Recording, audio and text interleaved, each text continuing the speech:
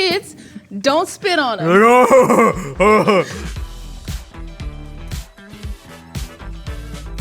Every chef knows there are unbreakable rules in the kitchen, but what happens when you actually break those rules? Do the guac gods rain fiery and very expensive additional vengeance on you and your family, or are they just arbitrary myths peddled from chef to chef waiting to be busted? To find out, we've assembled a highly trained team of serious culinary special forces to put them to the test. Because this is Myth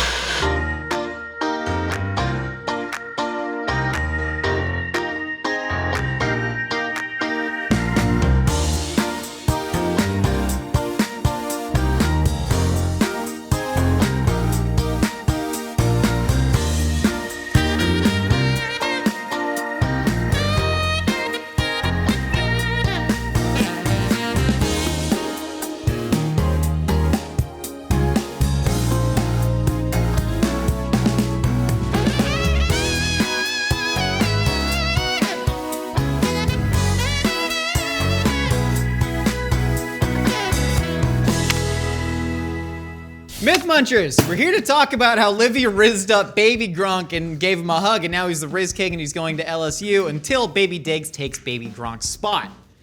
I've been saying that all week, man. But until we get to that, people are going to be like, I know the exact week they filmed this episode. Nobody's going to remember that past The exact day, dude. It's not going to be funny tomorrow.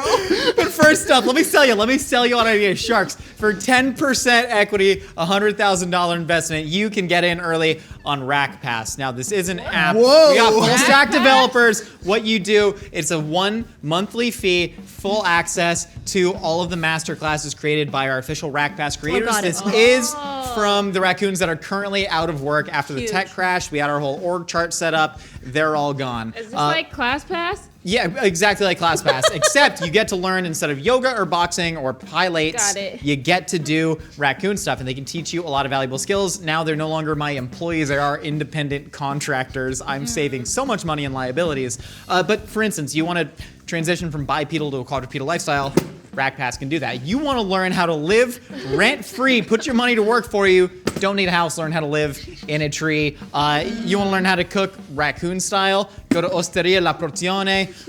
The raccoons, they all know the chefs. If you want to learn how to eat cigarette butts better than you currently do, you can go to RackPass. It's a really great deal. It's only $135 a month, so it's not bad.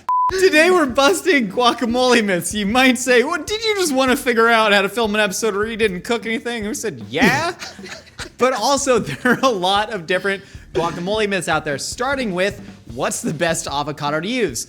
Y'all probably don't think about that, but there are a lot of different varieties of avocado. In California and a lot of parts of America, we're force-fed Hass supremacy, and we're out here to tell you. What if Reed is really the new Riz King because Livy rizzed up Reed and gave them a hug? But I'm excited because there are a lot of different kinds of avocados out there. Then we're going method. Some people, they're throwing their guacamole in a food processor all willy-nilly, blissing it up. Then you got a-holes like me who are just chopping it and putting it into a bowl. And then you have a traditional Mexican mortar and pestle called a molcajete that may or may not produce the best guacamole. We're about to find out. And then we're finding out what's the best surface to make your guacamole on. Do you put it right on the counter? Do you put it on the counter, then mash it with a banana? No, we're talking about how to ripen avocados because a lot of people say that you put it on the counter or in a paper bag with a banana, and that banana turned, sorry, I haven't done sleep late in a minute. And that banana, the phenol ethers. Yeah, one of those. There's a magic wizard in the banana that makes your avocados ripe, or you just leave them on the counter, or say never put it in the fridge. What happens when you put avocados in the fridge? Who knows? And then finally, we're gonna see how to keep your guacamole fresh, right? If you're making a mountain of guac, do you leave the pit in? That seems like some witchcraft. That's not Christian. I don't believe in that. Do you put some water on the top of your avocados? Who knows? Lemon juice or just plastic? How much plastic can we eat today? Let's find out, because this is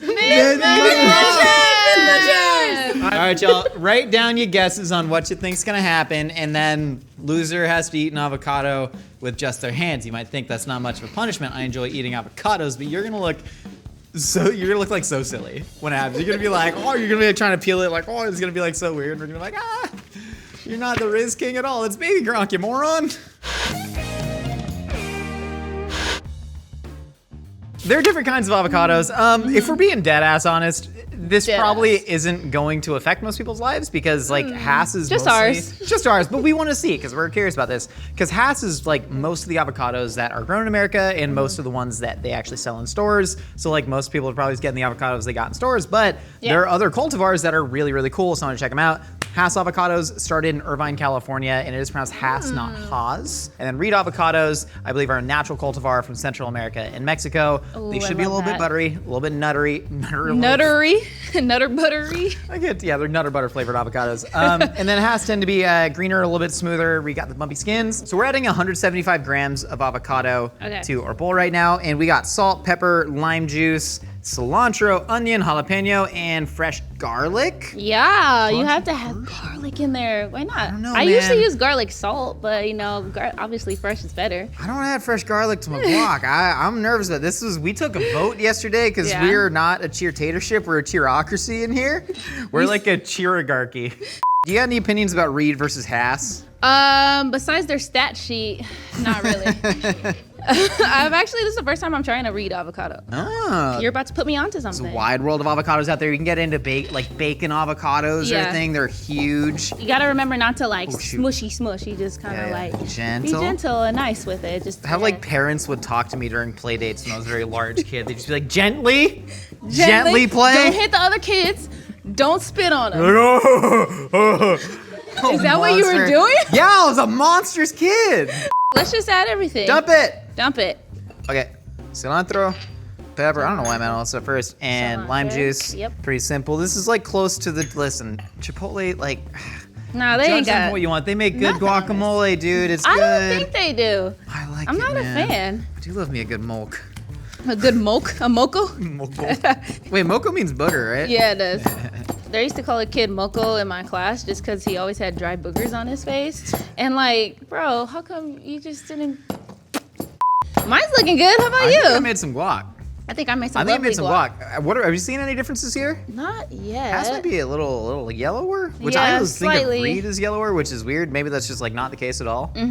What about like feeling wise while you're mashing everything? Does it feel like a little tougher? Okay, so the Hass, and again, we ripen these to all feel very similar, but the Hass one does feel a little bit fibrous, where the Reed one looks a little Really? bit smoother. This is super smooth and super just. Ugh. Also, dude, getting a bad avocado ruins my day, because you're like, I just spent $15 on this, you know, and it sucks. Where do you spend $15 on an avocado? What? I just got a guy. I got him. You got a guy? Yeah, he gives Does me he a come little- on a scooter He gives me a little and he has plastic them in bag his filled with backpack? powders, and then he gives me an avocado, and it's $15. And I Venmo him and I That's say avocado. crazy. AOV, hit me with the drum roll. But now give me a little like funk to the beat. Presenting Spork.com's official. So wait, now stop. It's distracting me. I thought you were gonna rap. Oh God, no! That's my biggest fear is having to freestyle rap. Presenting Spork's official #1 tortilla chip from their tortilla chip taste test. Spork taste testing guru Jordan Myrick said these are the best tortilla chip ever made. She said they have a beautiful, fresh out of the fryer flavor. They are sturdy but not too thick, salty but not too salted to distract. And I never had the on the border chips. So I'm pretty excited to try them. I never had them cafe style. Cafes where you get all your favorite tortilla products. Exactly. Let's try it. Dig in. Are we going Hass or Reed first? Hass. Let's go Hass. So Hass is like the myth, right? They say Hass avocados are the best. It might be a weird California thing, but we had so many advertisements for them. Cheers. It's a little fibrous though. You getting the fibers? Tough, almost. It's weird. Don't double dip. Don't double dip. That was the you other gotta side. turn your chip or break it off and then eat it again. Okay. Okay. Mocha hete, man. You get more of the spice out of the jalapeno that way. Yeah, eat them. Dig into the Reed. I need a better chip. I didn't Reed's do my like the job. undersized prospect out of like George Mason, you know what I mean? Coming for the 5-star at Auburn. Who? Sports! Wow. Very soft, very creamy, very smooth. It goes down nice. That's butter, baby. It is butter. Ooh, that's earth butter. Buttercado, I mean, this is a clear winner, right? obviously. So our winner today is Reed, and that myth has been launched. Comment if you hate that.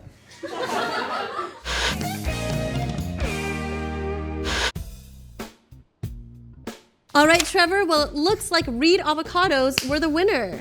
They sure were, Nicole. Wow.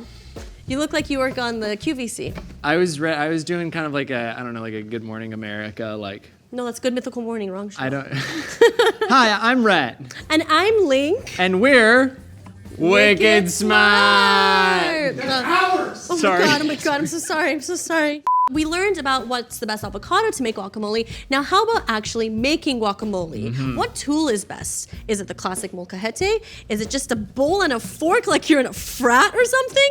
Or is it the food processor for the busy mom on the go? I personally like to put mine in a Ziploc bag and then repeatedly sit on it. I'm sure that bag would go a lot for eBay. Does that make sense? That was a good sentence. Yeah, well structured. So we already have some finished guac in the molcajete. We made it fresh, and now we're just gonna do the thing, you know? Yeah. So our methods are gonna be a little bit different. Mine's gonna be more of a layered situation where I'm gonna add the garlic and the avocado. When Trevor's just doing like a dump. Do the old dump. He's doing an old dump. The old dump and press. That's what I like to call it, because that's the dump, and then what you got here is you got The press? the press.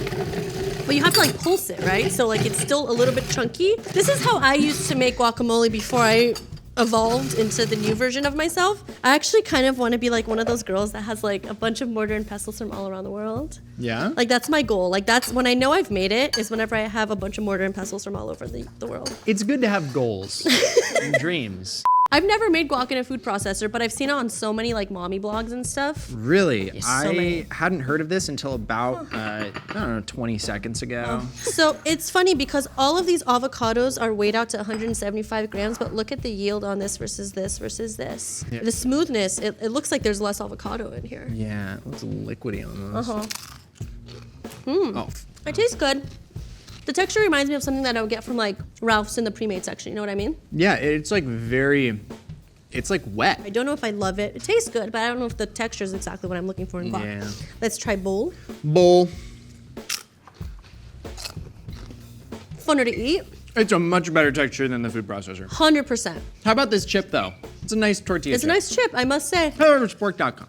Molcajete, Yeah, the moment of truth. it tastes better. I think you're getting so much more onion and garlic flavor in Totally. this one because like you can only mash so much with a fork, and when you're mixing the onions and the garlic in, like you're really just pressing all of that flavor out Yeah. and getting a much more even and well-developed flavor in the guacamole. Yeah, so Epic points plus it looks 4. like the molcajete wins, and this myth. has been. Wait, what is it? No, this myth munched us. This myth munched us. Ready? Okay. Okay. Looks like molcajete won. This myth munched us. Ooh.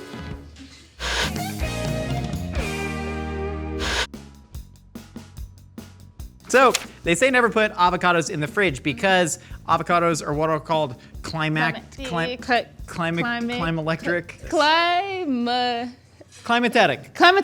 That's not it, but that's okay. Point is, They're fruits. avocados will ripen after they're Yes. picked, and so it's basically up to you to ripen them. So you go to a store and you get an avocado. If it's not ripe, you can do that at home. Yeah. Heat can actually increase the ripening process, which is why they say can. never put it in the fridge. But to test this, we got 3 identical avocados. They all weigh about 225 grams, yielding us 175 after pit and skin is taken off. So this we got 3 days ago, all the same avocado crop from the same store. This has been put in the fridge. Yes. This one has been put on the counter in a paper bag to seal in the ethylene gas, which is like a plant ripening hormone essentially. Yes, and it helps to Ripen fruit. the fruit. Like when it gets near it, it like promotes it, and it's like, come on, bro, hurry up. You need to ripen faster. I don't know the science behind it, all right, but I do know that people says you got to put a banana in the paper bag because bananas have a super high ethylene production rate, which you can kind of tell, right? Like you put an apple on the counter versus bananas are gonna ripen in 4 days, they're gonna get brown spots, that's the ethylene doing the work. And so other plants basically smell the ethylene, allegedly, and they do ripen this. quicker. They do that. And then they ripen. Yeah, big spoon and little spoon. Exactly. You know, and then they make love, and then sometimes you flip upside down, and then like you're... Yeah, and then other, Let's feel them up, let's feel them up. fill them up. Refrigerator? The refrigerator one It's is hard, it's hard. Is what we're saying. Cold, it's hard. Counter, Counter, supple, very nice. This is creepy. This is great. No matter What do which you way mean? You spin made it creepy. I was having a good time. I don't know. It's the way you're pinching at the tip. And then counter with banana. It's a little mushy. I gotta do it a different way now. Oh, that's it over here. I'll just cradle the bottom. It's a little mushy. It's like we're in pottery class. Just like that. I mean, this immediately, to me, signifies that this is riper, but there's a shot that things can just get mushy without ripening. It's like you put a banana in the fridge, the skin turns really brown, but the fruit doesn't ripen. Nope. Could be one of them tricks, but we'll see. Let's cut it open, make some Okay. guac. We already got our garlic and our salt pounded in there. That's nice looking. That's nice looking. I always think I'm gonna chop off my finger. Well, There we go. in Britain, they had the old, I don't. they had an avocado hand I was gonna epidemic. say I don't know. What Yeah, that you shouldn't do is. this. I just couldn't find Don't it. ever do that. I know. You always scare me. Oh, wait, we forgot to pound out the stuff.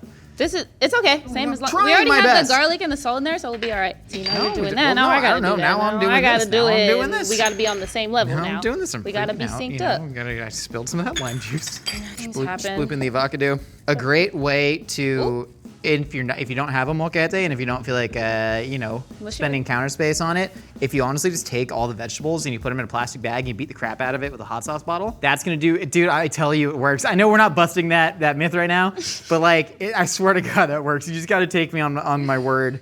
And so we're mashing these avocados, and if I just close my eyes and bite my bottom lip, then we're all having a good time. Mushy, mushy, rolling in some squishy. All right, should we try it? Yeah, we should. Which one? Fridge Fridge, first. Fridge is the fridge. worst one. This looks like crap.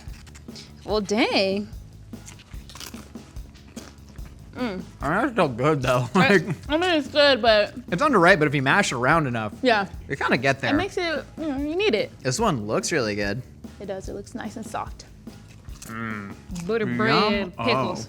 Counter with the banana. This one's supposed to be the ripest. Okay. It certainly felt softer.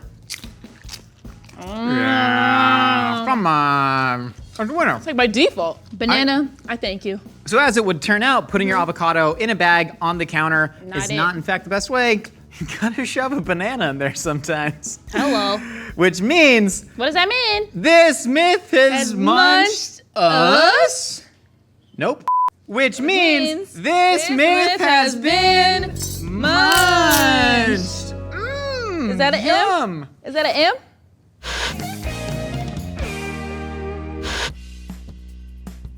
This is our final guacamole myth that we are munching.